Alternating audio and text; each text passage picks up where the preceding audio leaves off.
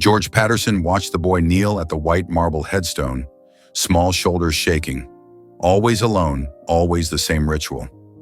For weeks, the 6-year-old arrived after school with his backpack, crying at Rebecca Hayes' grave before disappearing.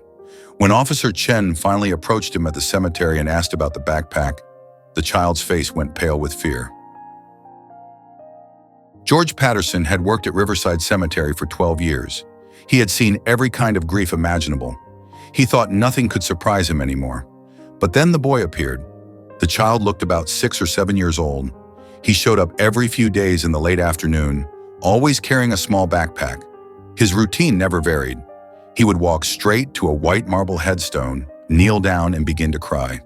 These weren't quiet tears.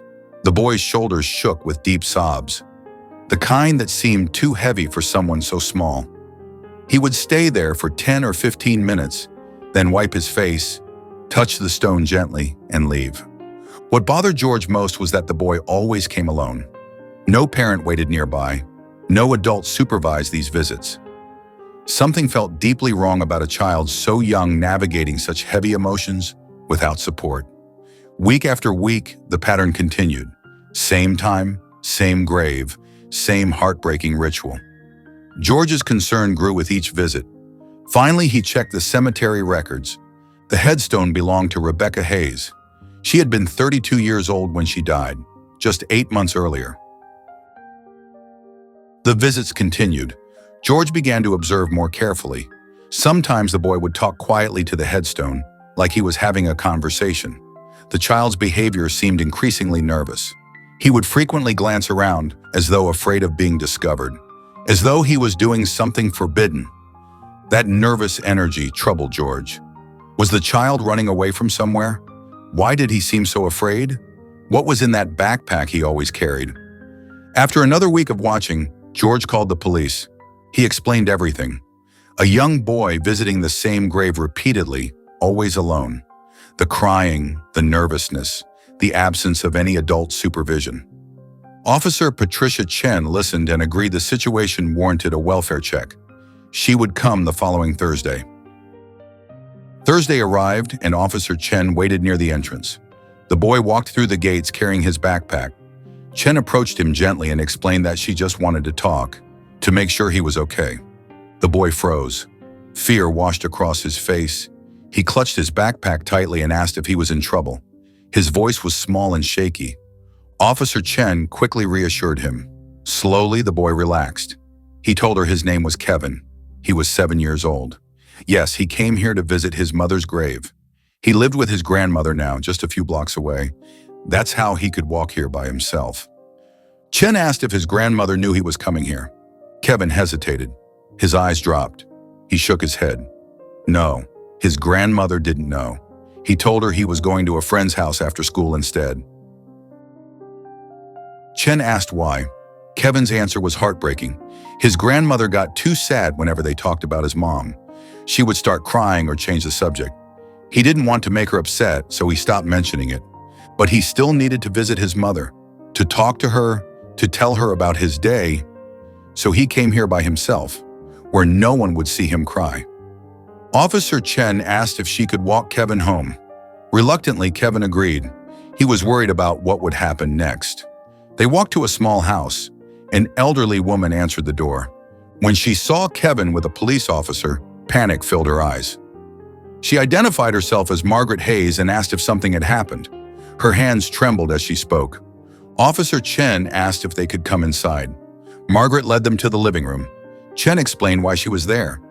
A cemetery worker had noticed Kevin visiting a grave alone repeatedly. That's when Chen discovered Kevin had been walking to the cemetery after school, without his grandmother's knowledge. Margaret's face went pale. She sank into a chair. She had no idea. Kevin had told her he was going to a friend's house. The cemetery? Alone? The full story emerged. Rebecca, Margaret's daughter, and Kevin's mother had died in a car accident 8 months earlier. Margaret, at 70 and on a fixed income, had suddenly become responsible for raising her grandson alone. She had taken a part-time job at a grocery store to make ends meet. She was making sure Kevin was fed, clothed, cared for, but she was drowning in her own grief. Margaret admitted that talking about Rebecca was too painful. Every mention brought fresh sorrow. She thought she was protecting Kevin by changing the subject when he brought her up. She thought if they didn't dwell on the loss, it would hurt less. She was trying to stay strong for him. She thought that's what he needed. But she hadn't realized what her attempts at strength were actually teaching her grandson. Kevin had learned that his grief made his grandmother uncomfortable. He had learned to hide his feelings, to pretend everything was fine, to grieve in secret. That's why he had started lying. The cemetery was the only place he felt safe enough to cry. The only place where he could talk about his mother without worrying about upsetting someone else. He would tell her about his day, about school, about the things that confused or scared him. It was his way of staying connected to her, his way of keeping her alive in his heart. Margaret broke down as she listened. Tears streamed down her face. She pulled Kevin close and apologized. She had been so focused on being strong that she had made him feel alone. Officer Chen sat with them for a while. She explained that grief wasn't something they needed to hide from each other. She provided information about free counseling services for families dealing with loss. Before Officer Chen left, Kevin asked quietly if he could still visit his mother sometimes. Margaret pulled her grandson closer. She told him that of course he could visit, but from now on they would go together. The following Saturday, George arrived at the cemetery.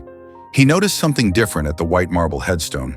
The young boy was there, but this time he wasn't alone. An elderly woman sat beside him on the grass. They were both crying, but they were holding hands, together. Kevin was talking to his mother's grave, telling her about his week.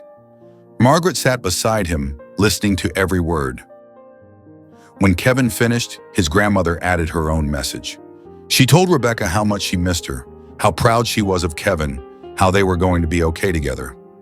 George watched from a distance and felt his own eyes water. Sometimes what looks like a problem is really just love trying to find its way through loss. Kevin hadn't needed rescuing from the cemetery. He had needed someone to share it with.